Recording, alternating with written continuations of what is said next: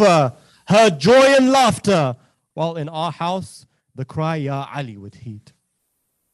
Every house celebrates breaking their fast, while we mourn the death of the greatest deed. It's as if their fasting was not enough, and our father's existence they envied. Would this envy stem from that same orphan that in secrecy our father would feed? When our father returned from the mosque to close their envious eyes, all we'd plead. While all believe their deeds are accepted, his absence his orphans have not believed. As every house celebrates such a day, which house wonders which leader will now lead? Can a greater eye witness the new moon? Is there an Ali to Ali succeed? Can a greater eye witness the new moon? Is there an Ali to Ali succeed? The eyes that rejoiced on their father's sight on this day upon their father have grieved. While every child receives a parent, they kept our father from us out of greed. To make Ali's house fatherless on Eid, they gathered in their scheming and they agreed. In the absence of the walking Quran, our tears would fall onto verses we'd read, and every tear would draw out a message that the orphans of Ali, their father, they need. As families for this day would prepare, his coffin my brothers accompanied. As families for this day of Eid would prepare, his coffin my brothers accompanied. They wept, hearing his voice echo within, as he cries, by the Lord of the Kaaba I succeed. The last remnants of any of our joy, upon their shoulders shrouded they carried. O Ali, whatever joy we had left, deep in your grave with our souls we buried. O Ali, whatever joy we had left, deep in your grave with our souls we buried. الله أجركم بمصاب المؤمنين عليه السلام. افتح وصلي على محمد وآل محمد.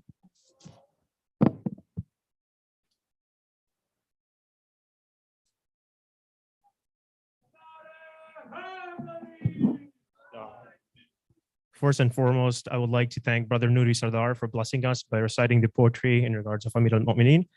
For the increase in blessings for Brother Sardar, please recite a loud salawat ala Muhammad wa ali Muhammad.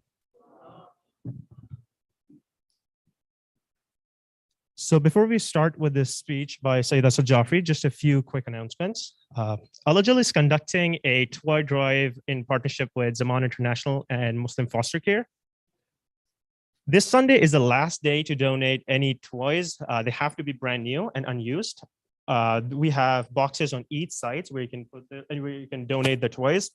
Or if you would like to donate money, you can Venmo it to Al-Ajal Detroit. If you have any questions in that regards, please reach out to Sister Amber Kazmi or myself. Secondly, as you all know, the day of Al-Quds is approaching. Inshallah, there will be a protest held in front of the Henry Ford Library on April 29th at 6 p.m. For the protest, inshallah, Al-Ajal is hosting a poster making event tomorrow at 9:30 p.m. I would highly encourage you all to join us in support for the oppressed people of Palestine. Inshallah, with that, we'll start the speech by Sayyid Asad Jafri with a loud salawat ala Muhammad wa ali Muhammad.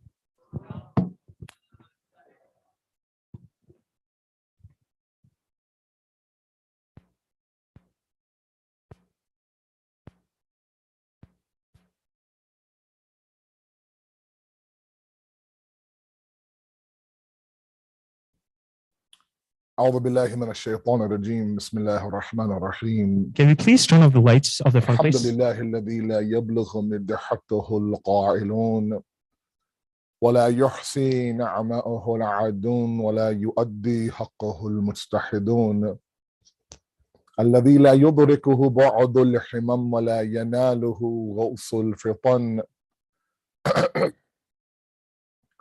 ثم الصلاة والسلام على أشرف الأنبياء والمرسلين حبيب قلوبنا وطبيب نفوسنا وشفيع ذنوبنا سيدنا ومولانا أبي القاسم محمد.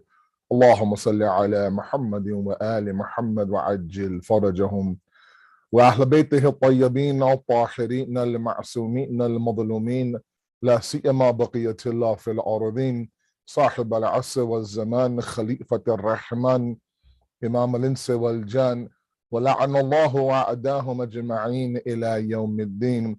أما بعد فقد قال الله وقوله الحق بسم الله الرحمن الرحيم والذين جاهدوا فينا لنهدينهم سبلنا وإن الله لمع المحسنين صدق الله العلي العظيم اللهم صل على محمد وعلى محمد وعجل فرجهم. First of all, we send our condolences to the Imam of our time, the Rahbar of the Ummah, the Maraji, and all of you, my beloved brothers and sisters at the Zainabia community there in Detroit, on the Shab Shahadat of Amir al-Mu'mineen, alayhi salatu wassalam. Allahumma salli ala Muhammad wa Muhammad. May Allah subhanahu wa ta'ala accept your grief and your gham and give you no grief in this world except for that of Ali Muhammad, inshaAllah. I wanted to continue the discussion that Sayyid Ali was having with all of you on the idea of spiritual wayfaring and self-building. It's a massive topic and one that has multiple dimensions within it. And in my short discussion of 25 to 30 minutes tonight, I wanted to look at the discussion on kibr and pride. There are two dimensions to the Prophet's mission. One, of course, is Tawheed. One, of course, is to understand that there is only one God and you are to serve that God. The other one is to understand Shaitan, the barriers on our path. We sometimes cannot reach our destination, our goal, unless we understand the barriers, the limits, the road blockages that occur on our path. Remove them, avoid them, understand them, you'll get to your destination faster. Sometimes it's those very barriers that deflate us, demotivate us, and become a reason why we simply stop that journey towards Allah subhanahu wa ta'ala. A lot of what we believe to be barriers outside of us are very much inside of us. So part of our self-building, part of our khudsazi is to understand that sometimes we are the masters of our own destruction, right? Sometimes we are the individuals that block our own selves towards the journey. And of course, you've heard it several times, so have I, that we have dimensions of existence inside of us, the celestial being and the animalistic being and so on and so forth. I don't want to go down that right, but I do want to go down the route of pride and kibr. What sometimes one area that's driving a wedge between husband and wife, between parent and child, between various groups of our community is our pride. Now let me first of all explain that not all pride is bad, right? There should be areas of ourselves that we should be proud about. And there are other things that we should be a little bit weary of. The first area of pride that we need actually today is the pride of the Deen of Islam, is the pride of belonging to the Tashayyu madhab, is the pride that we are the Muntazareen of Imam Mahdi, alayhi salatu wassalam, Allahumma salli ala. The pride that tonight we are gathered wearing black, commemorating Amir al-Mu'mineen's Shahadat. That's proud. That's pride. That's the reason why we need to stop and we need to thank those, be it our parents, our ulama, our elders, our seniors, those who had anything to do with the fact of injecting us with a little bit of the wilayat of Amir al-Mu'mineen. Otherwise, we see this inferiority complex, especially in the West. We see this sort of apologetic nature of our deen. Almost this embarrassment of the fact that I belong to this path. So we'll change our name, we'll change our dressing, we won't come to the mosque, we'll pretend like I'm not affiliated with any sort of groups out there. I won't talk about current events, be it the blast today in Afghanistan, or be it the, what's happening right now in Yemen, or let's say, for example, right now what's happening in the Gaza Strip, all these things. We'll kind of avoid those talks because I'm a little bit, embarrassed of the Muslim Ummah today. That pride of being a muwahhid, being someone who believes in Tawheed, is absolutely a pride that is needed, and it actually helps us on our journey. As Imam Ali says, alayhi salatu wassalam, Allahumma salli ala Muhammad wa ala Muhammad. Says, Ya ilahi, kayfa li izzan an akuna laka abdan. وَكَفَى بِفَخْرًا أَن تَكُونَ لِي رَبًّا. It's enough of a source of respect for me that I am your abd, I am your servant. And it's enough of a source of pride for me. Fakhran, he uses in Arabic, that you are my Lord. You know, Imam Khomeini rahmatullah alayhi has a beautiful discussion in Adab al-Salat when he talks about qiyam in Salat, standing in Salat. It's such a beautiful discussion. He says that the act of standing has sometimes two different meanings to it. The same act, two different meanings to it. I'll give you an example. You're sitting there at a wedding, let's say, for example. You're with your family, you're with your friends, you're enjoying the wedding, you're talking, blah, blah, blah, this and that. And someone comes to you and confronts you, becomes confrontational with you, begins to insult you and your family, God forbid. And this person is going off for a good 5-6 minutes. And somebody will turn to you and say, look, Asad, don't take that sitting down. So you stand up. And by you standing up, you're announcing to them that, look, I'm not going to take this abuse anymore. I am somebody, I have some self-respect. I'm not somebody who you can simply come and start to embarrass and insult. You simply stood up, you didn't say a single word. That's one example. Another example, at the same wedding, the same friends, the same table, an alim enters the area, approaches your table. What do? Hopefully, you stand up. The same act of standing up, but the first time you stood up and now that you stood up are two different things. The second instance of you standing up is what? Is that you are humbling yourself in front of the alim. It's a show of respect, a show of humility. That your ilm and what you represent, meaning the hawza ilmiya, is far greater than I am. So I'm going to stand up to show you my respect. It's interesting, he says, Imam Khomeini, the exact same act of standing, the physical act of getting up on your feet, has two different meanings to it.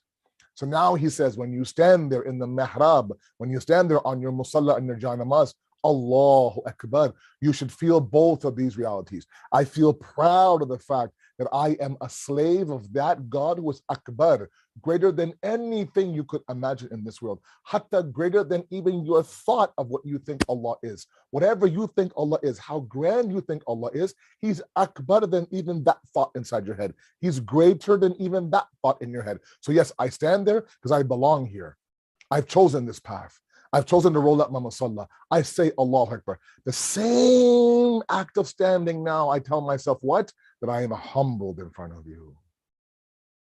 إِيَّاكَ نَعْبُدُ وَإِيَّاكَ نَسْتَعِينَ. You are the Malik, Malik Yawmiddin. Subhana Rabbi al-A'la wa bihamdih. Right? What do we say in our last sajda? Ya Latif, irham abdika al-da'if. Oh, gracious one, have mercy on this weak servant of yours.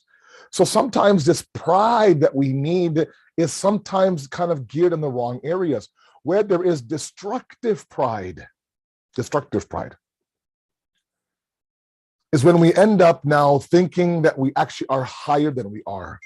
We actually believe that we are somebody who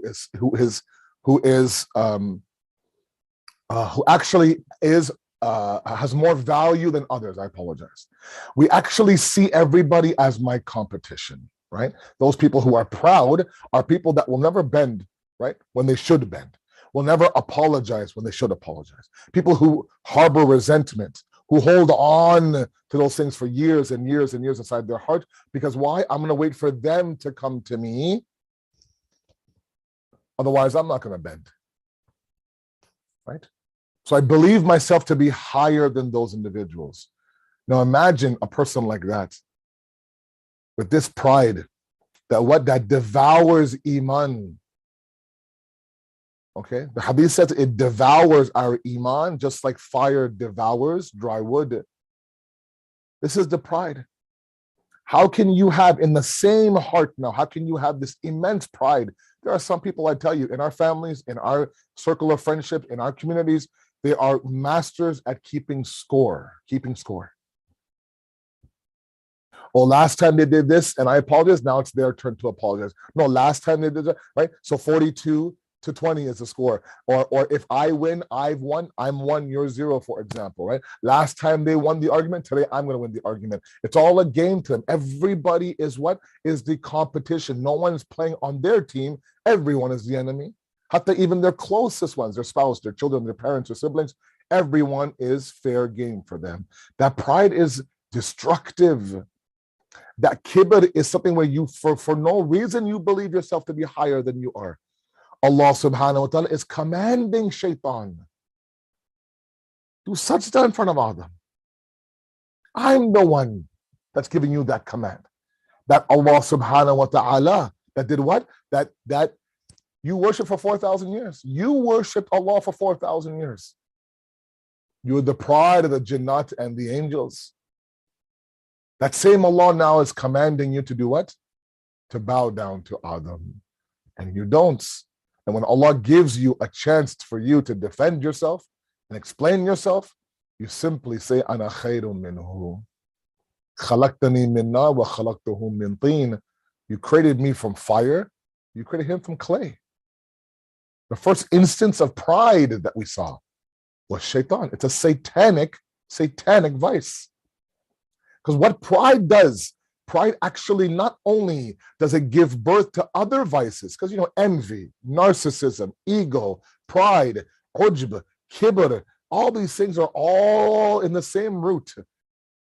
In fact, many of the ulama of akhlaq have argued they all come from the same root of pride. When you think you're better than somebody, of course there's an ego there. When you think you're better than somebody, of course there's envy there. Why them? Why not me? If anyone deserves this, I deserve it. How could someone like that get that house, or they get that spouse, or they get to go to Hajj? It's me, right? So entitlement, this overwhelming need for admiration, all these things are there. There are some people that we know, they always need to be admired for everything that they do. They bake a cake, they give you a gift, they read a noha, they need to be constantly taliya, shabash, mashallah, this and that, tashweek, encouragement, to the point where it's like, you know what, it's better if you didn't even bake the cake to begin with. This comes from an internal emptiness that they have to understand. The one who's prideful, actually, as strong as they think they are on the outside, they're maybe even that much more weaker on the inside. This need for others now to come and fulfill those gaps inside of me is a sign of weakness. But the most detrimental effect that pride has on our self-building is the hardening of the heart. Think about it. If you don't think there's anything wrong with you, because pride doesn't allow you to be humble, right?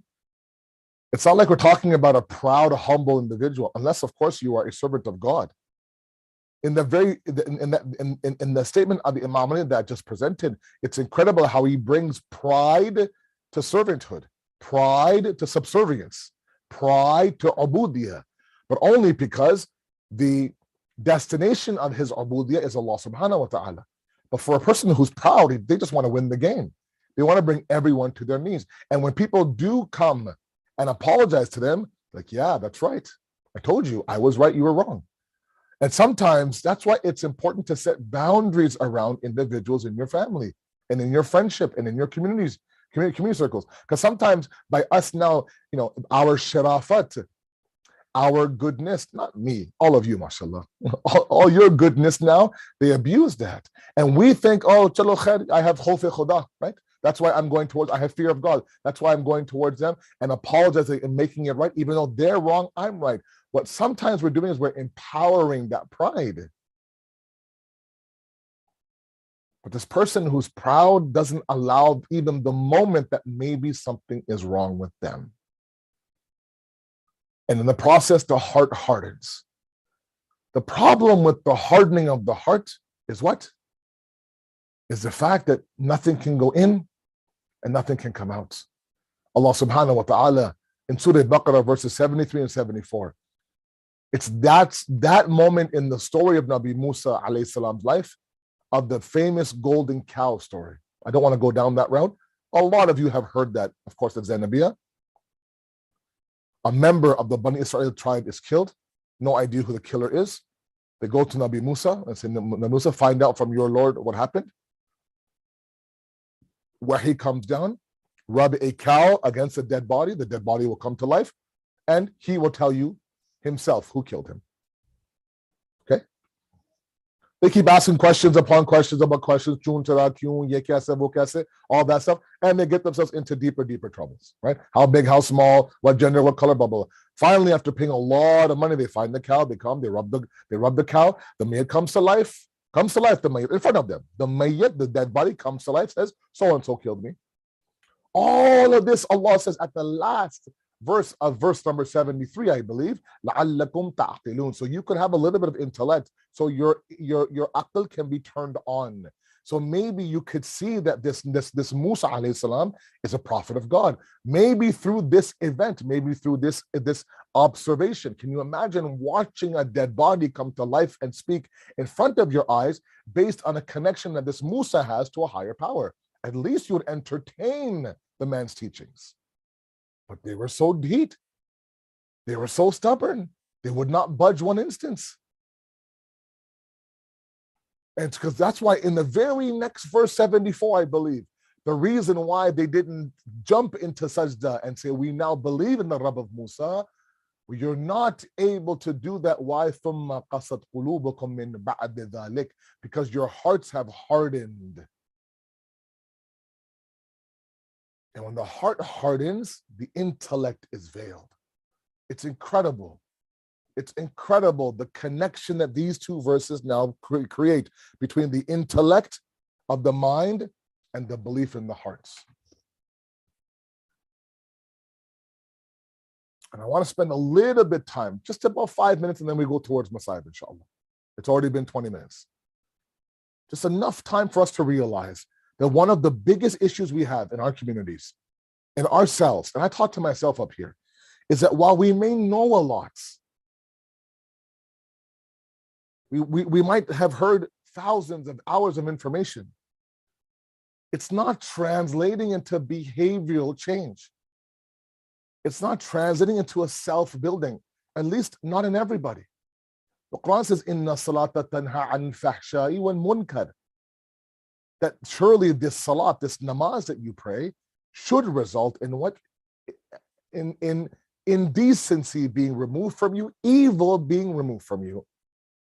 That's the result of salat. That indecency is removed from you, evil is removed from you. Sometimes, and I hate to be Mr. Negative, sometimes we see the most indecent of people in our families, in our communities, are those that have the biggest sajda scar on their forehead. Sometimes the most evil thoughts come from those who don't miss one single salat. So there is a disconnect here. Because pride also comes not just for those who don't have any faith. Pride also comes in the faithful as well.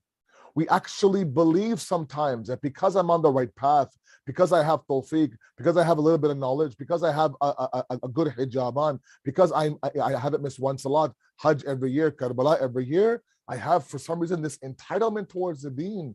I have the right to judge other individuals. My God, the judgment in our communities.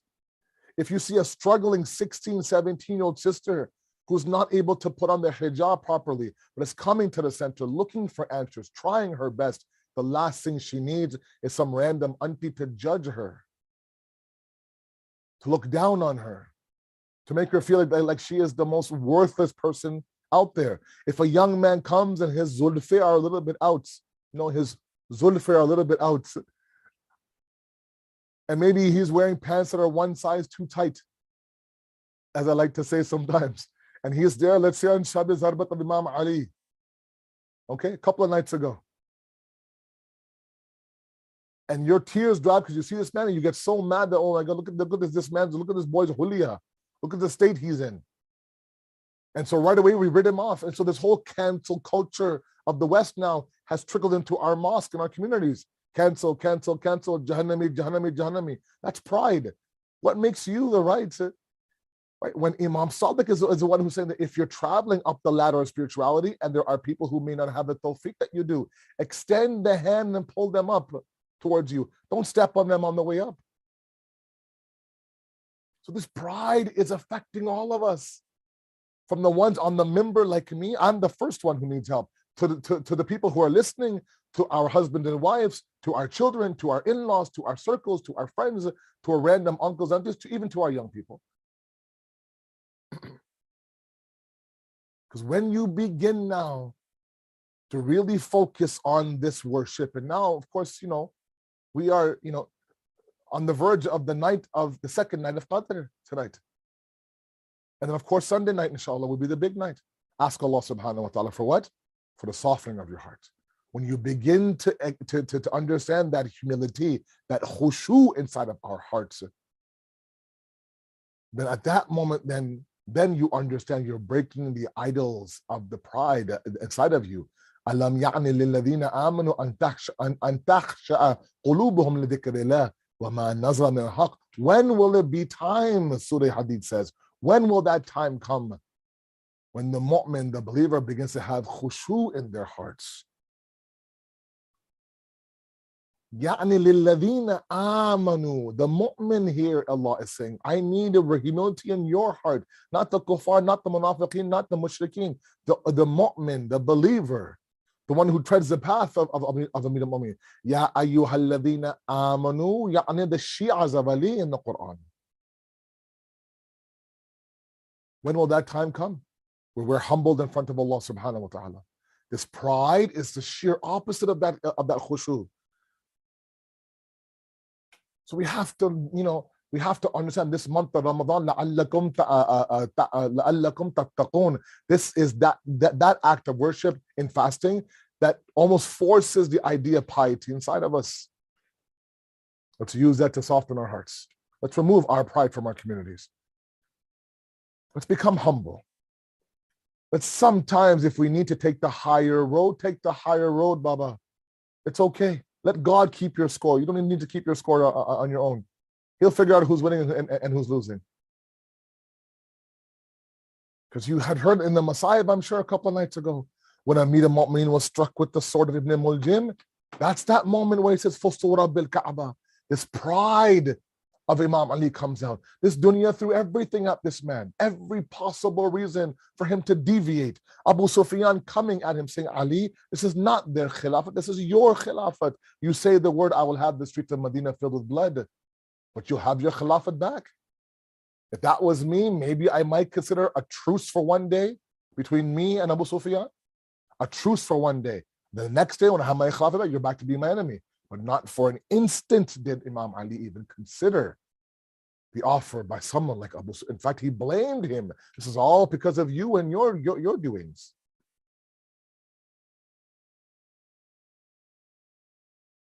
Shab Shahadat of Amir al-Mu'mineen. The tajalli of Allah's attributes. The manifestation of Allah's attributes. Our love for Ali is love for Allah.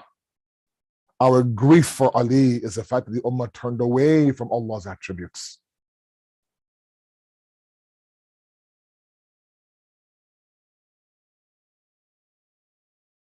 When the Hakim had come to the house of Imam Ali,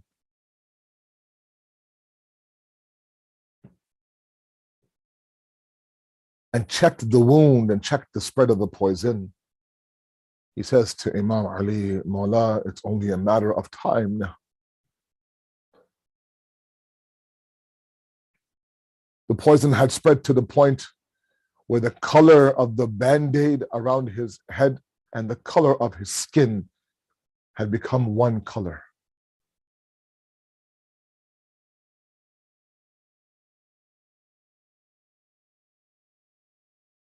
Imam Mujtaba now would open the front door, and there, waiting outside the door of Ali, were the widows, the companions. And right in the front of that door, small Ma'soom children holding their cups of milk. They themselves are hungry. They themselves are thirsty. But they would say that when we had nothing, we would wait for that one moment in the middle of the night of a knock on our door. There would come a man who would come veiled and drop off food for us. And we couldn't wait to eat that food and see this man. He brought hope inside of us. He brought energy inside of us. He gave to us when everyone turned their back against us. For 2 days now, that knock on that door hasn't come. We've been waiting and waiting and waiting, and something happened, and something happened, and something happened.